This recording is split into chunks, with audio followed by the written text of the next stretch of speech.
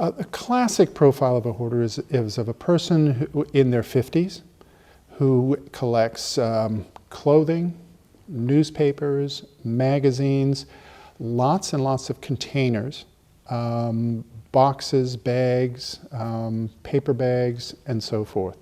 And all those items are usually collected in the middle of the room, and they're all dumped in a pile. And so there are three basic features that we see in hoarding that are behaviors and experiences that are a little bit different than those of the rest of us. One has to do with the acquisition of these things. And the acquisition happens in a couple of different ways. Most people who hoard engage in excessive levels of acquisition, either by compulsively buying things or compulsively acquiring free things. Going around on the day everyone puts out their trash and going through other people's trash is a common behavior that we see in compulsive hoarding. People who can't resist going to a tag sale or a garage sale and picking up things is a common occurrence in people with hoarding problems. We've had people engaged in treatment programs where they've had people over to their home to help them clean out, and they take a break to go out and go on a garage sale and see if they can find something else to pick up. So it's a behavior that they find very hard to resist. So that feature, the acquisition feature, is one big piece of the hoarding problem. The second and sort of classic piece of the hoarding problem is an inability to throw things away. Or the intention to save things. You can think of this in two ways. One is I'm saving something because I want to keep it. And the other is I'm saving something because I can't part with it. I don't necessarily want it, but I can't seem to get rid of it. Because every time I do, I start thinking that I might need it somehow. The kinds of things people save, the most frequent kinds are the ones I mentioned: clothing, papers, magazines, and so forth. And what people typically see, particularly people in health departments or elder service agencies, when they go into someone's home and find a hoarding problem, what an observer sees is all this stuff piled in the middle of the room.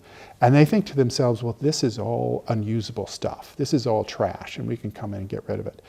The difficulty is that for people who hoard, there's a problem in collecting all this stuff, and all of it goes into a pile.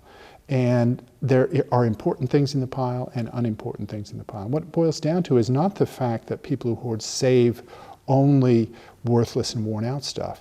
They save everything. And that's an important thing to keep in mind, that we've had people with hoarding problems whose homes are filled with brand new things, never out of the box.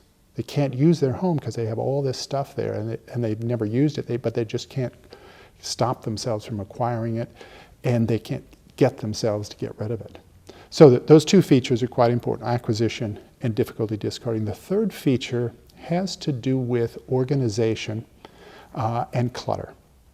And this is what people first see when they go into the home of someone who hoards, is an array of clutter, an array of stuff in the room that seems like a random pile of everything. And the first two, acquisition and difficulty discarding, are things that many of us experience. Perhaps the thing that is most disabling about hoarding is the lack of ability to organize all this stuff. It all ends up in the middle of the room, and the person can't seem to handle it, can't seem to create some kind of organizational scheme, no matter how much time they spend working at it. We've had clients who spend 3-4 hours a day before they come to treatment, 3 or 4 hours a day trying to organize their stuff, and they simply can't do it. And this is in part related to information processing deficits that we see in hoarding. And in particular, what we see is a tendency to lose the ability to judge the most prominent and important features of a possession. So people who hoard seem to pay attention to the unusual detail in objects, in physical objects. And those details are then given importance, like the shape and the color and the texture of an item. And once you pay attention to those things and give those importance, they sort of lose their distinctiveness from the real conceptual importance of an item. So for instance, a bottle cap that's got no bottle associated with it. Most people would think of that as something that should be thrown out.